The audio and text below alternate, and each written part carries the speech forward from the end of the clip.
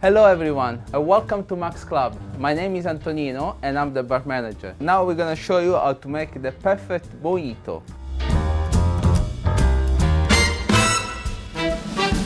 So we're gonna start with the highball, some brown sugar, some freshly squeezed lime juice, mint obviously, soda water or sparkling water, and some lovely white rum. So let's start with the sugar. I normally put almost 1.5 spoons, 2 spoons. Depends again how sweet you like it. 25 milliliters of fresh lime juice. About 30-40 milliliters of soda water. Just gonna give a little stir to dissolve the brown sugar. And now we're gonna start with some mint. Just got a pit, we're just gonna put only the leaf. Roughly about 10 freshly mint leaf. Just gonna give another stir.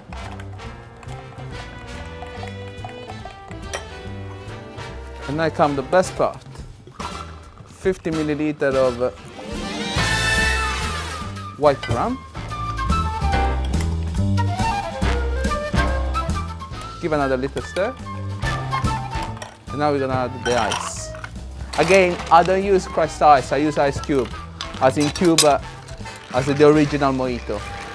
So we're just gonna give a little stir again. Another splash of soda water, just to finish. And now to garnish, we're gonna use some 4 lovely sprig of mint.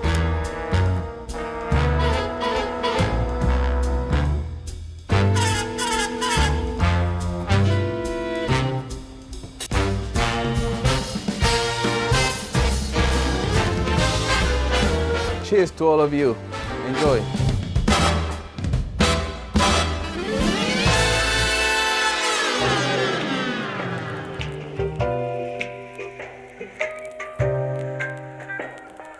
we are again. What have we got now? Fidel's favourite cigar. When he smoked. When he was alive. You mean he's dead? Nobody tells me anything. So this was 63. The brand came about. 1963. Yep. 63, 66. Well, something 63 was when he just finished. They just had the little disturbance with America known as the Cuban Missile Crisis. When they were mass producing Bolivar Coronas Gigantes. Yes, and they were being mistaken for Cuban Russian missiles in Cuba. I mean, what I find interesting is the sort of, he was sitting in an Oldsmobile and his driver and bodyguard called Chicho, I believe, was very. I'm going to try the spaceship later. Yeah, will you do that? Actually, I get very nervous seeing you. Look at that, brilliant. Couldn't be better. We've got the V Well, cut or the straight I think cut. it could be better, actually. I mean, I think it's a most extraordinary looking object. No. We have these at the shop. They're the best. Are they really? Looks like a small house. Look at that. Okay, all right. Look Okay. at Give it here. Hand it here. There's too much resistance. Will you operate it for me? I can operate. Put the cigar in. Yeah, we can't put it here. I don't know. There's too many glasses there. I don't like that. Something's going to go wrong. All right. Something's going to definitely go wrong. Okay, put my cigar in there. All right. Okay, I'm going to leave my cigar there. Give me a second. All right, let's give it a go. Do you want the V cut or straight cut? You don't mess with the V cut. I don't know V cut. No. I grew up in a different time when the V cut was. The V cut was rubbish, wasn't it? Now it's of course look at that. Look at that. Ooh. Oh, what an edge. Amazing. It does look like a very bad spaceship, that thing. I was saying it's the Death Star of cutters, isn't it? Maybe it's the death of cutters. I don't know. Do you want to set fire to the Marx Club spills? Oh, let's set fire to a spill. Look, you see Marx Club spills. Again, you won't be having these at home, I'm afraid. We're just. You want some fire? Yeah. You've got a symbol where you set fire to it. Oh, that's very. Yeah. That's so brilliant. You're doing the wrong side. You see. Of course, I do the wrong side. That is so good. There you go. That is so good. There you go. Look at that. Whoa. Who did these? Did you do these? They're with the flame at the right end. These are amazing. Oh, that's the best thing I've seen all day, if not all week, if not all lockdown.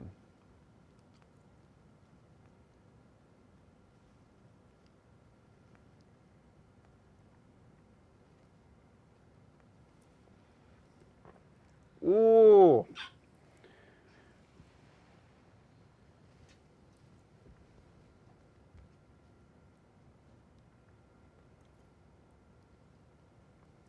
Well, Oh, that smell of cedarwood is really very pleasant, isn't it? When It lighting is. your cigar, it really adds something. It does. To the I moment. mean, I know because I noticed that as soon as I was setting fire to it, the aroma was just so pleasant. It's great.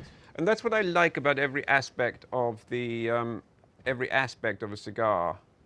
And I mean, there's a reason I ask you to use that ludicrous-looking cigar cutter, is that it's about the ritual as much as anything, you know. Oh yeah, for sure. I remember you don't like anyone else cutting your. So I don't. I'm surprised you let me cut. Well, your you are my cigar now. son, so you do I carry. am? You are half my. People you have don't half tell my me these genes. things. So well, nobody tells me anything either. But I take it you're my son. You look not dissimilar to me. Not dissimilar.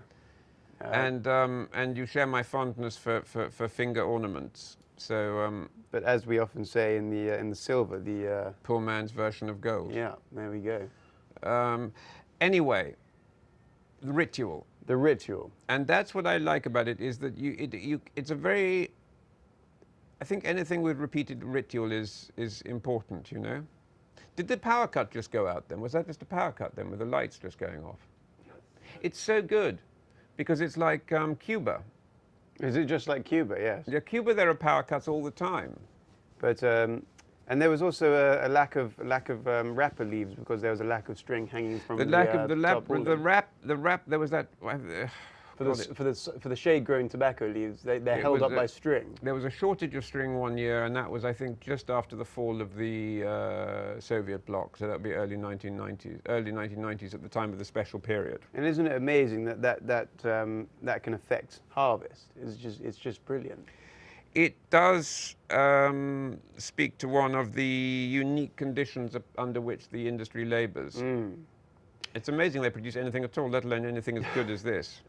So yeah, so this was Chicho. Chicho liked this, the pigtail on the top, the long slender gauge. Fidel took it off him, smoked it, and then demanded Chicho introduce him to the roller. The roller came, and they decided that this would be the cigar that would become what would represent the best of Havana in the world. Yes. In the modern age. And this was passed to heads of states, people that visited Cuba, people he would visit, and people who visit Mark's Club now. And people who visit, of course. So when was it released to the market? Was it '82 or was it earlier than that? I think it might have been. When did you first try a Cohiba? I remember you saying in your book you tried one in the 90s or something for the first time. For me, the great excitement was the Robusto. Yes, because that was something. That was my kind of era. We were just getting excited about these chunkier cigars, and 50 ring gauge, although now is almost like a medium ring gauge. You could give that to your child and he would smoke it happily. Well, I do give it to my child, and you do smoke it happily. It was, and these were nice, but these were already speaking to me of the 70s and 80s in terms of shape. Do you know the elegant cigars, the Davidoffs? Yes. They were all very slim. Now, what is great about these is when they're properly made, as you know, you've got much more development, and it's a much more gradual process. If process. you can't find the word, I doubt I can. So. Oh yeah, but you know what you're talking about. Thank you very you're much a qualified indeed. Master of Havanas. So what have we got here? What have we got? The mojito. I hope I have an alcohol-free mojito. So you've got the water with the mint, and I've got the. Also there is some congealed elements in here. Ooh. Do you like that? Oh, that's great. It's even better without the alcohol. This is brilliant. Yeah, I used to drink so many of those in Cuba when I drank. Oh, it's great. You can't even taste the. I can imagine it's. Well, it's very interesting. Very I remember when I was there in Cuba. I think it was my first visit in 1994, and I drank a load of those. And then I met a chap I was at school with. What, just wandering around the streets also? Well, he come in on his yacht. He was a tax lawyer in the Cayman Islands. Of course, you can't have someone that you went to school with just wandering around the streets. No, but I mean, he wasn't wandering around in his yacht. I mean, he'd been expelled from school, obviously, as most people had by then. And for the gin scandal or something. Something like that. And then, or maybe for mixing mojitos. Freddie, are you all right? Yeah. Good. We've got to keep Freddie, the artistic director, engaged. And give him enough mojitos, and it'll be absolutely fine. Has he had a mojito? He's had a sip of the martini. It's the difficulty about talking about a cigar like this in the space of 10 or 15 minutes is that this is a cigar that really does enforce leisure. I mean, like I was saying, I will, smoke this at a very leisurely pace. I'll never rush a Lancero because I know they're meant to be.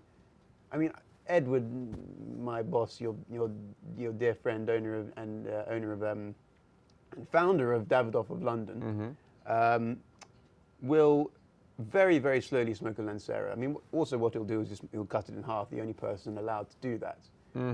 I've attempted it, and Freddie knows I've failed. But he will take time with it, and he'll be smoking the same half throughout the day. He'll really enjoy it. He'll never rush a cigar. the aroma is perfect. It is brilliant. And I've got this kind of spice and creaminess that I often associate with Cohiba. But that's what you get. You get. It's not a mild cigar by any means, but it delivers. It's got properly balanced between strength and flavor. And as I was saying about the Bolivar sometimes, is that you get strength at the expense of flavor. Yes.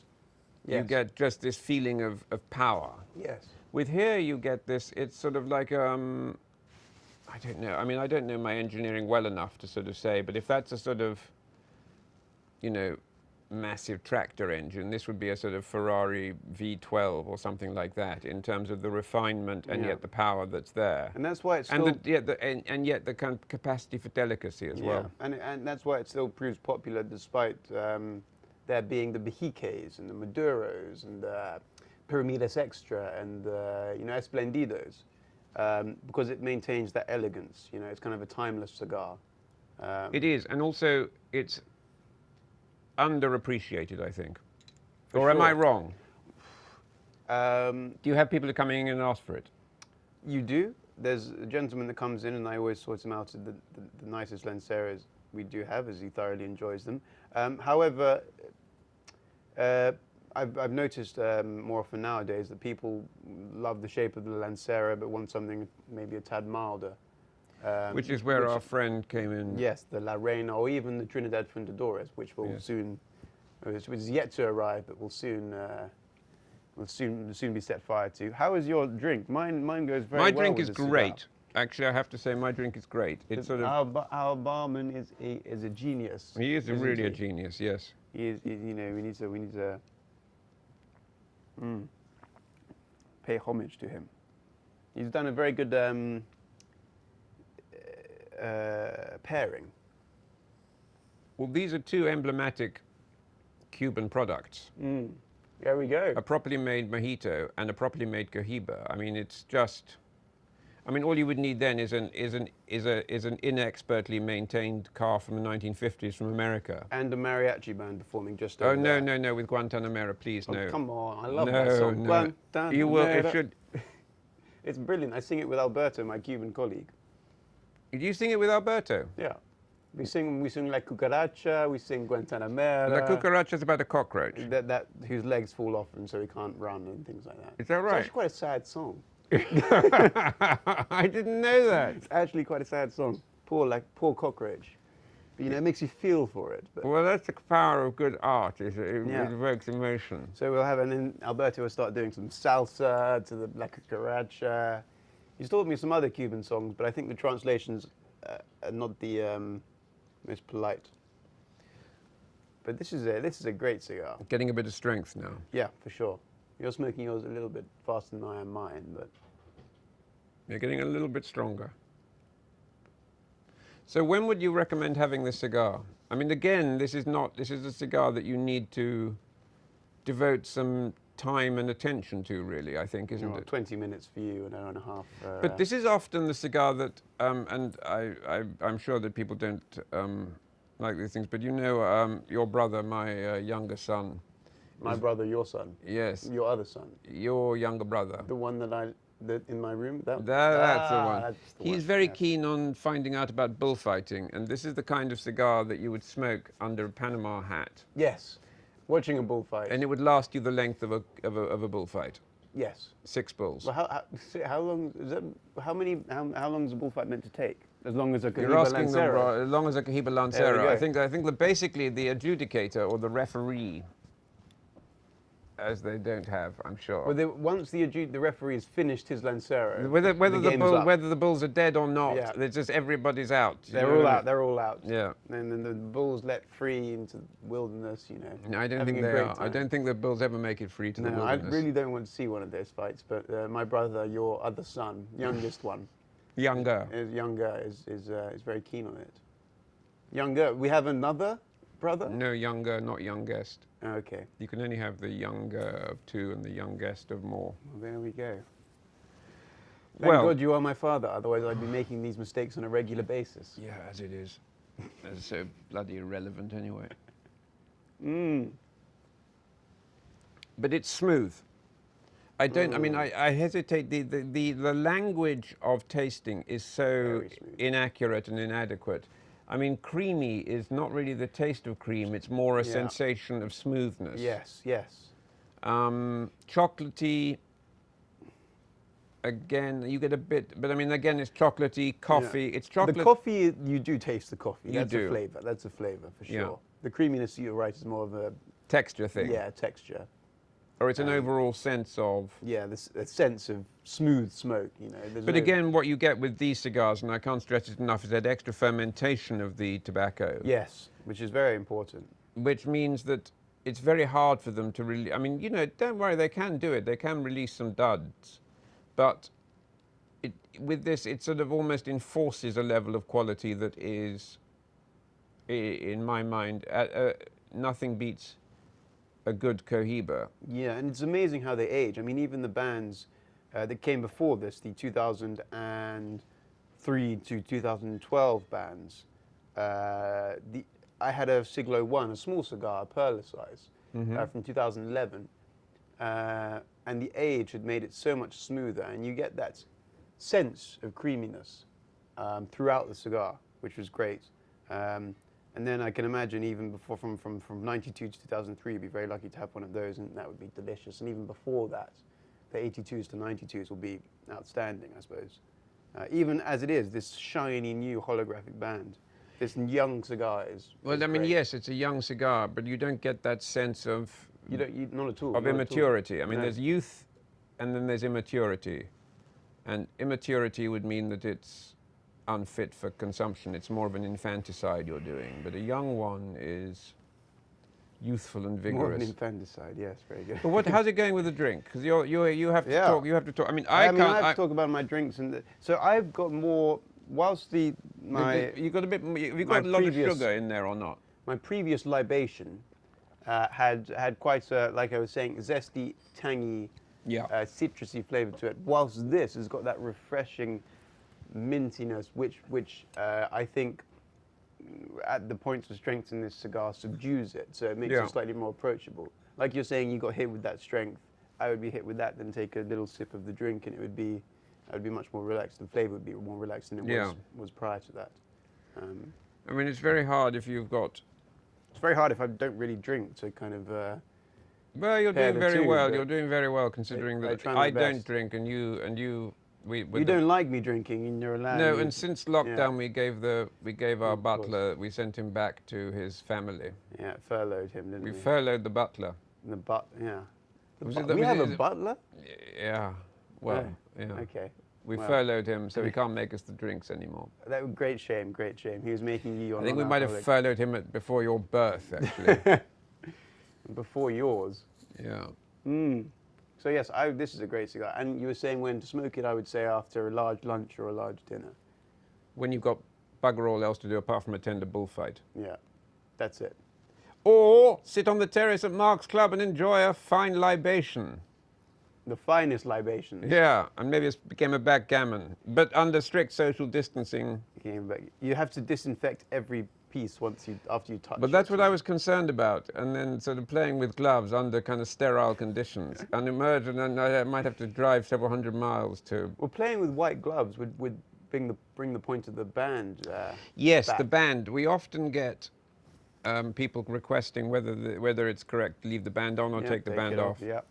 The idea of the band is to stop the oils in the leaf soiling the dogskin pale gloves that gentlemen used to wear in the Yes. old days. Yes.